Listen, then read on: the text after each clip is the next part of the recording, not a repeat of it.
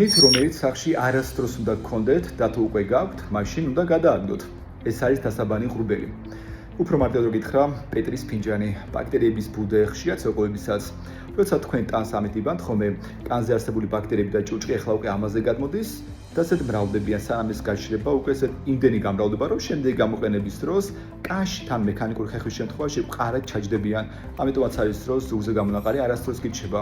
ფოლიკულიტი, მექანიკური აკნე, ატოპური დერმატიტი და კიდევ ბევრი სხვა. თუ ოჯახის ამას რამდენიმე წევრი იყენებს, კიდევ უფრო არის. მე გეტყვი ხა რა უნდა გააკეთო. პირველ რიგში ეს უნდა გადააგდო. მეორე რიგში თუ მის გადაგდება არ გინდა, მაშინ კვირაში 2 ჯერ ყოველთვის კარგად გარეცხე, ცხელი წყლით, თავისი ანტისეპტიკით და კარგადაც გააჩრეოსეთ ბაქტერიების გამრავლება არ მოესწროს. და ოჯახის ყველა წევრს საკუთარი იქნება კიდევ უფრო უკეთესი.